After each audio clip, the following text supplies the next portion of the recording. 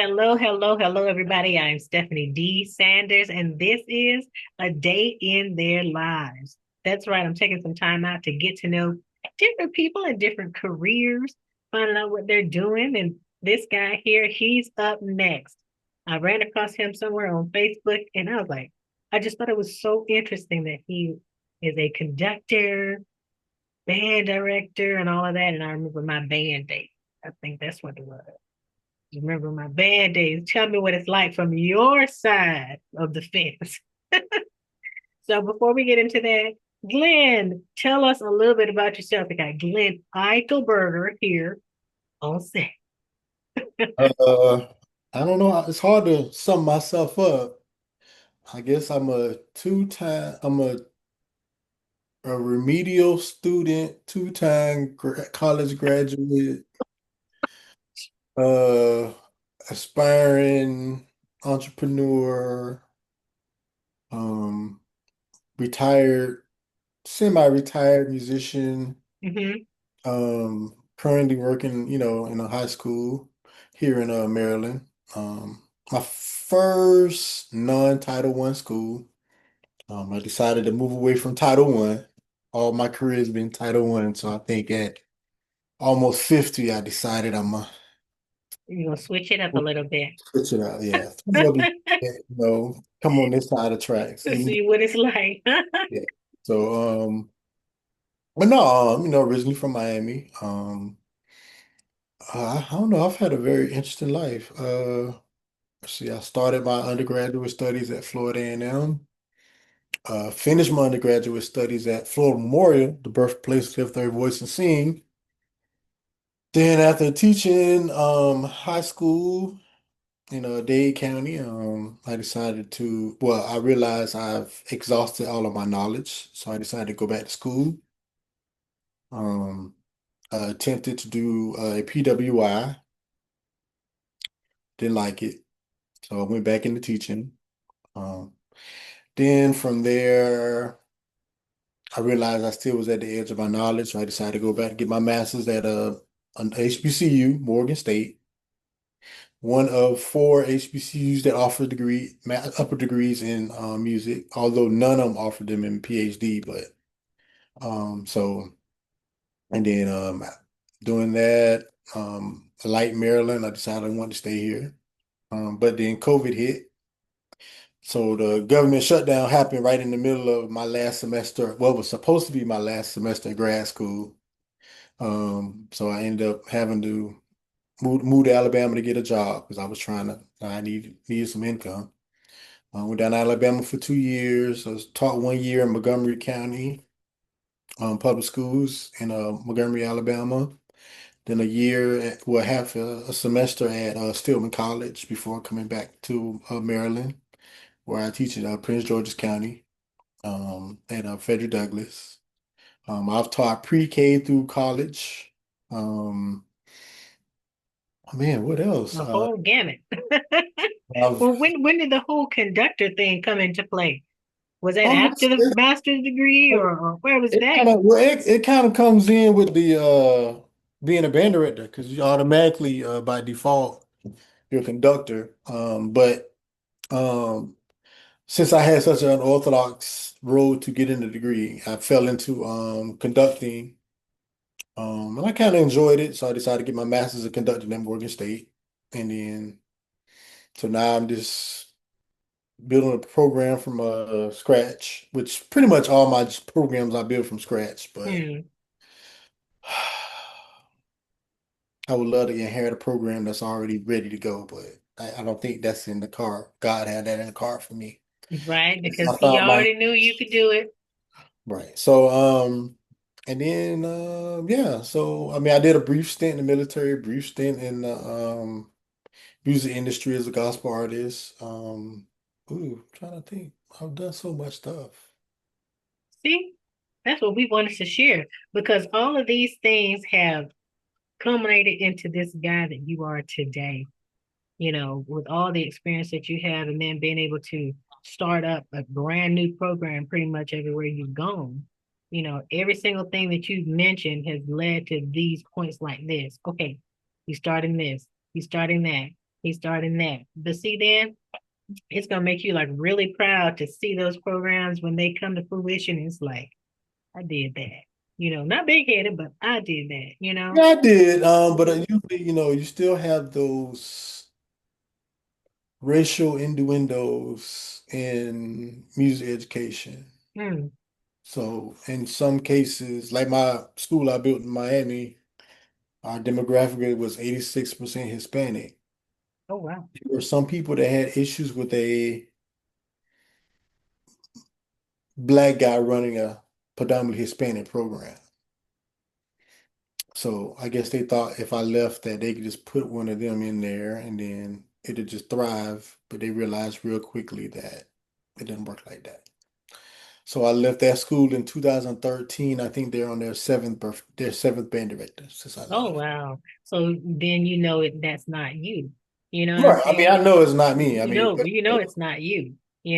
But then again, we can't always tell how people or schools or even the environments that are around the schools how they're going to respond. Because I've been at some schools too where they kind of went in on one principal here and another one had to leave and all this kind of things like that. So they do happen. But you did what you were supposed to do at that time, to help them or whatnot. And the children know, no matter what the parents think or say, the children know when you are well, a good person and know what you're doing and you're trying to help them. the kids are the reason why I left because they pretty much told me I need to leave. They Yeah, were but that came from somewhere though. that was tired. They were tired of seeing me being unappreciated, so they were like, so Hmm. Well, see, but you see, even though you didn't get the respect from the adults, like I say, the kids know. They know you. The parents and stuff. They don't see how you all how we function with the kids on a daily basis, and how teachers and assistants and staff and so forth, they're actually there to really help your kid. Though you may come in bickering about this, that, or the other, you don't really see and realize the love that your children have for a teacher, an assistant, and all of those. I see it. And I see, and I know you've seen it. If they're saying that about you, they know when you care for them. They know when you're trying to help them. They know when you're good at what you do. That's why you're sitting here in this position. See, I got off on a tangent. That's why you're sitting here in this position and we're talking about because you know what you're doing. And no matter what environment you go into, you clearly know what you're doing. So yeah. those are all those little obstacles that we have to kind of look at and look over and keep it moving because those kids respected you and they cared about you. And just know you did something to help them while the time that you were there. So it's not about the parents at that point. It's about the kids there at school. You're doing your best. So that's all I got to thank you, I suppose. But anyway, after all of that, and you have slid over into this other school here in the Maryland area, tell us a little bit about what the experience is just being a music director, band teacher, and all of those hats that you're wearing in the music realm. What's that like for you to be able to just exude all of that music and stuff that's in you and give it to somebody else? It depends on the administrator. Mm-hmm. Been in some buildings where the principal tried to micromanage. Mm-hmm. Didn't like that. That's why I left my school in Alabama because I'm like, I've been doing this too long to be micromanaged. Like, I Mm-hmm. got to do a Mm-hmm. job. Let me do my job. School I'm at now, principal's very supportive, administration's very supportive, even though there are some areas of pushback, but it's not a negative pushback, is of because they've never seen it done. So it's that part of fear because they don't have the knowledge to be like agree with what I'm doing wholeheartedly. Mm-hmm. Mm-hmm. Parents are very supportive. Mm-hmm. Definitely different being in a fluent black school, which is Oh, that's from my nice. experience an oxymoron, but Hmm. But I mean, I'm enjoy it. For the most part, program is almost tripled since I've been here about maybe a year and a half. A year and a half So and we triple. Yes. orchestra. I mean, I'm enjoying doing orchestra. I never had to do orchestra before. So for me, that's my fun experiment part because like I get to do something new after 20 something years of doing just band. So Hmm. See, um, that's good. I love that. I love that. so Nah, it for me opens and my your orchestra kids, understanding. we have fun. We make I think for me, I just be transparent. I tell them I ain't never did an orchestra day in my life. So like, but we're having fun. I pick music that they're enjoying. I treat them like an orchestra versus the unnecessary, unwanted stepchild that were treated like last year. So the Aw. last few years. But I mean, for the most part, been very interesting. Very interesting. It's not a bad history, just interesting, like, dealing with the different dynamics, the socioeconomic state of the school, small school compared to where I'm from. My school is probably about maybe 1,100 where I'm used to being at schools where I mean, coming from down south, they'd be like 2,500, 3,000 students in the building. So like, Wow. 3,000 deep. so Oh my um, gosh. so that's a different dynamic. But Hmm. I mean, it's not better or worse, it's just different. Hmm. Hmm. I So where think does this whole love for music and stuff like that, where did that come from? Anybody in the family had it in them or what? I got into band for all the wrong reasons, but then found all the right reasons to stay. I had a cousin that me and my family would always make us compete against each other. Wow. Hmm. So he joined band and I felt whatever he can do, I can do better. So I guess I won because I got two music degrees and he has a pest control company. But so I started doing that, but in doing that, I found for the first time in my life, I found what family is. So that's kind of why I stayed because like Hmm. found family, people who accepted me for just being me. Um, Hmm. to this day, being some of my best friend, I met him in beginning band when I took his chair. In sixth grade band. So we laugh about it every now and then. He was so glad when I moved to trombone because he could finally Get spot back. like, Oh, have mercy. I remember those days. We used to do that. What? I think it was every Friday. I think it yeah, was every Friday or something. did We it do every other that. Friday. Yeah. So and then I got in and I found that I had a knack for it. Stuck with it. It's helped me see a lot of things that I probably would have never gotten to see. Hmm. Between being in middle school band, high school band, college band, I've been to 13 states. Hmm. Um, you know, I'm in various participating in different levels, different ways.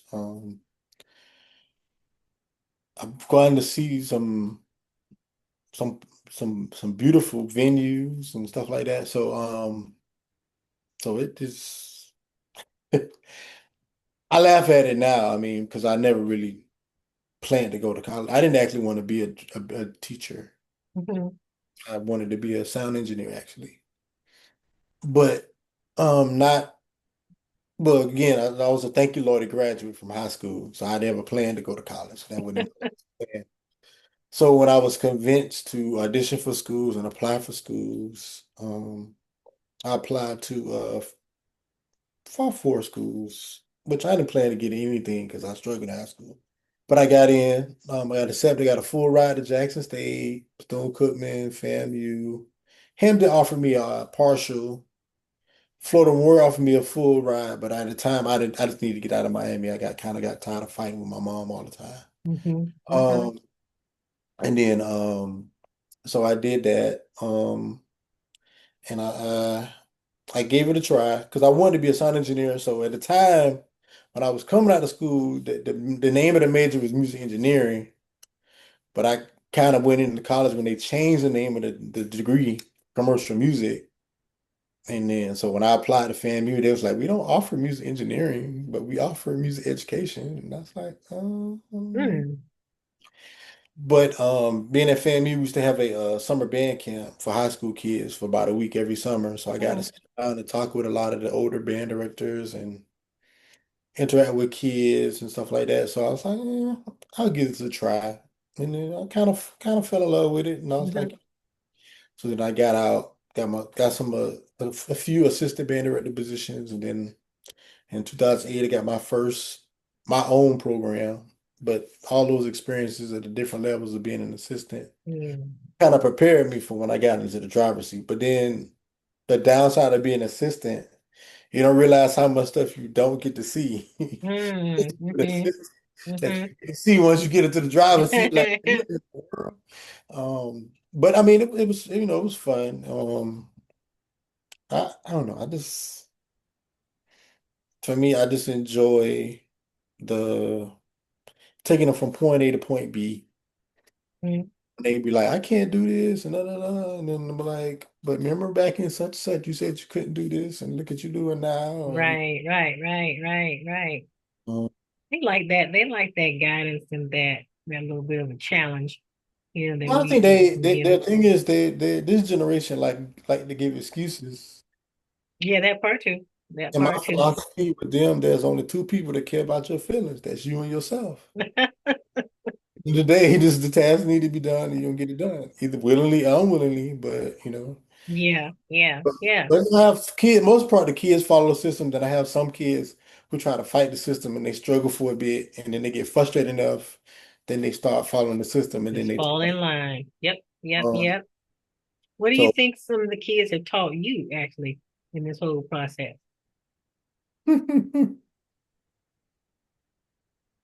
Well, a lot of time I see myself in a lot of those kids because Look at I was that. that, I was the socially awkward kid. Mhm, We had a hard time making friends because we moved around so much. mm, Um, but I mean, a lot of them, I think they've made me a better observer. But then also too is sometimes I know the kid better than their parent do. So yes. the parent will run into certain issues with the kid, and I'd be like, well, I get you, but try this, this, this. And 'cause I had one parent, well, she hated my guts. Because her son would always say, well, Mr. E and Mr. E and Mr. E just say, Mr. E say this and Mr. E say that. And so he'd get home and not do what he's supposed to do. And then she fussing and arguing with him. And then she called me one day. I think she had gotten to her wit's end. Mhm, And I was like, why don't you just change your approach? mhm. Instead of being dogmatic and actually just have conversation. Be like, hey, we'll do this. Da, da, da, da. So she became my biggest cheerleader by the time he graduated. Because Mhm. I helped them work on their relationship, but a lot of it is just teach me how to be an observer, teach me to how to process, how to process teaching kids how to be resilient. Mm, Sometimes they don't have this generation, a lot of them don't have the stick to itness to it mhm, because their parents do so much for them. mm, mhm.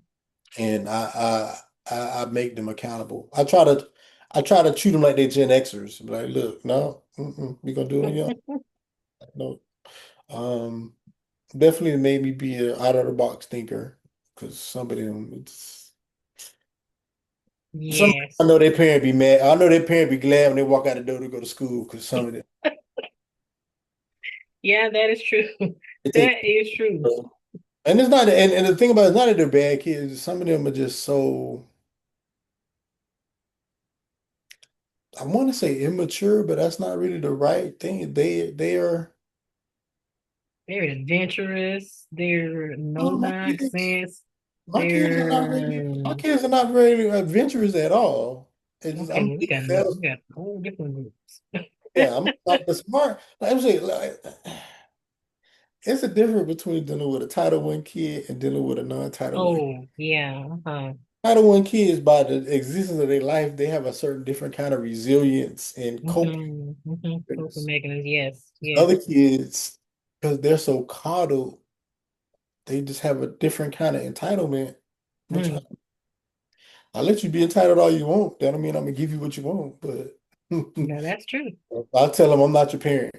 I'm your uncle, but No, that's the way it but seems. yeah. So like, I mean, but for the most part, I mean, cool dealing with them. Mm-hmm. Mm-hmm. They some of them that they're trying to get used to. I think sometimes the southern man that I am sometimes they have a hard time understanding me sometimes. They try to Mm. be in a predictable pattern of behavior and it never works out for Never them. works. Right. Right. Right. Well, what do you hope that the kids actually walk away with after being in your class or being in the band or being, within your realm of music and stuff? What do you hope they actually take away from this, aside from music? I'm a little I want to say biased, but I don't know if that's the right context for it. I'm big on female leadership, Mm-hmm. so I push my girls to really get out of the comfort zone. I push them to be seen. So for my girls, I really hope that they get the resilient, they develop the resilience to understand the challenges you're gonna face with being a black woman in America. Mm-hmm. But also understand that and don't let that stop you from being shining.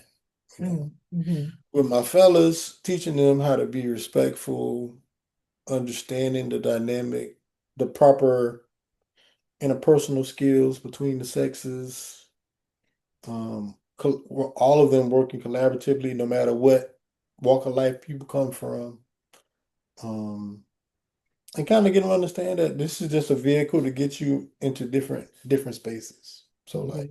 Mm-hmm. Everybody may not be a band director, but you were in band, so it's teaching you certain life skills, Mm-hmm. Mm-hmm. certain ways to problem solve, analyze situation, deductive reasoning, and things like that. So just keeping them, making them be lifelong learners to get them to understand that, this is just a stepping stone. Like, some of Right? them decide to go into be band directors. I They may ain't gonna be in not. the school forever, so I would love to train my protege. Be like, look, at a certain point, I'm ready to turn this over. Mm-hmm. Mm-hmm. Uh, Mm-hmm. Well, what else but do you hope that you actually do so far as goals? What goals do you still want to see happen for yourself? I mean, I would definitely love to work in higher ed again. I don't Mm-hmm. think I want to be in the driver's seat anymore. I think I'd rather be an assistant or like Mm-hmm. number three or number four on the staff. Mm-hmm. Um, I would definitely want to do that because I want to help train the next generation of music educators. Mm-hmm. I mean, all this knowledge I got, I can't take it with me when I die. Right. Um, definitely want to write my books that I keep saying I'm gonna start, but I haven't started yet. Um, Okay. We'll talk about that. Let's start next month. I was. Finish, at least finish maybe by the end of the year, right? I have issues with considering myself an expert. Don't think of it like And that. You're sharing information. They consider you an expert. Once you put it out there. no, but I mean, but like in talking with a lot of my colleagues and friends, stuff like that, they be like, because of the different levels and environments that I've taught, Mm-hmm. I have a very different perspective on building a program in certain environments. Mm-hmm. Mm-hmm. So most of the stuff we learn in college, the books are not written by us. So we use those techniques when we go into our environments, and in most 90% of the time it doesn't work. Okay, then that means there's a problem that you need to solve, right? So, and then I mean I do, and I talk, I've mentored a number of young directors, throughout my career, I So, mean, put some of it in the book. They're offering a training program, giving them a workshop, summer workshop or something like well, that. that's what we're working on now. Because for about maybe 10 years, people have been trying to get me to apply to present at different conferences. So I finally decided to, well, I ain't gonna say I decided to do it, but I kind of was forced somewhat by my cousin. She's the executive director for the National Alliance of Black School Educators. So we're always talking about different things. She's like, well, why don't you present that at the conference? I'm like, yeah. She been asking me for about maybe the last 5 years. I'm like, yeah, but I don't. So this time I finally just did it because someone asked me to do a presentation for a director's workshop here, and I did it. And a lot of directors like, you know what, you should take this and present it at state conferences and stuff like that. So I just submitted it. So we'll see. There you go. I think that's Well, it. And we ain't gonna discuss no more because I think that's it. well, I I mean, well, I think that's another level. I think that's probably the next level, for you because you are a wealth of knowledge. You just said especially in the first half when you were talking about the career and stuff like that, you are definitely a wealth of knowledge for people. You just have to take the time to put that thing down. Take your time and put it down.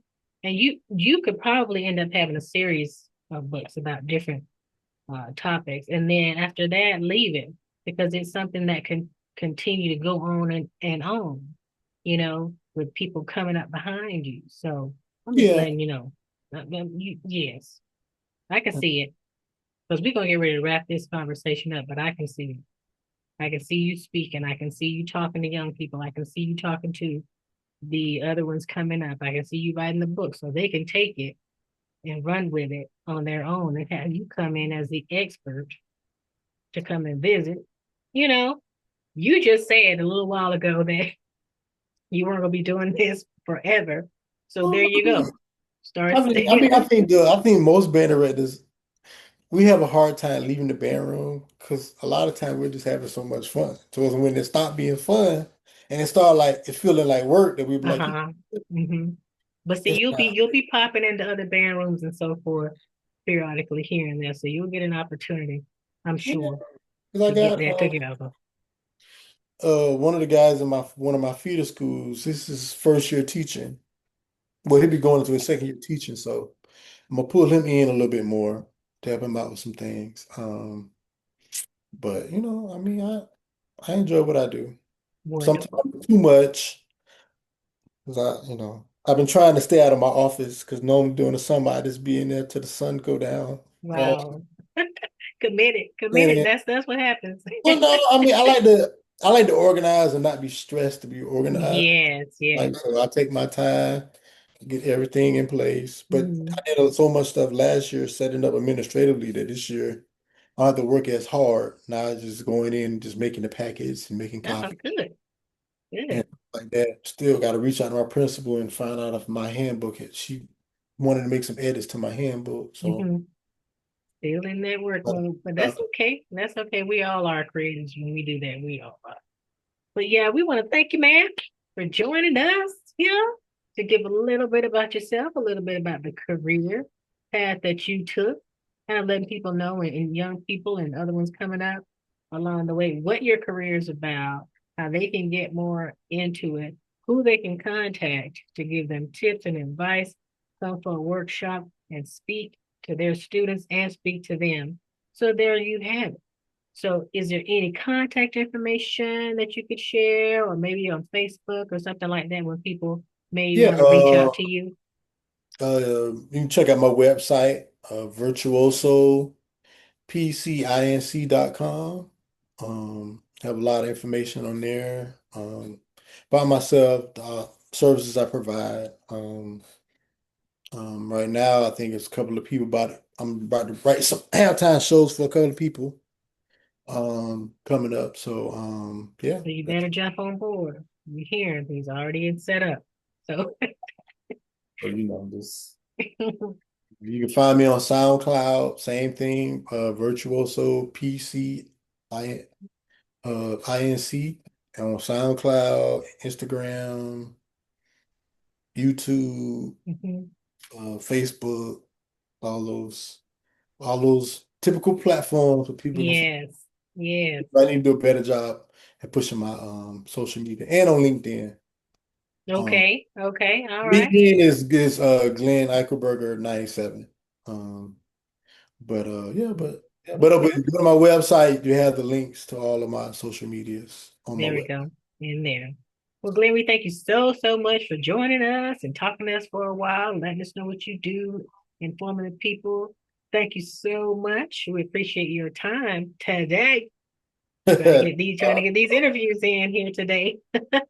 And we thank you guys too for joining us here on another edition of A Day in Their Lives. I almost called it another term I was going to use. A Day in Their Lives. Thank you so much, everybody, for tuning in.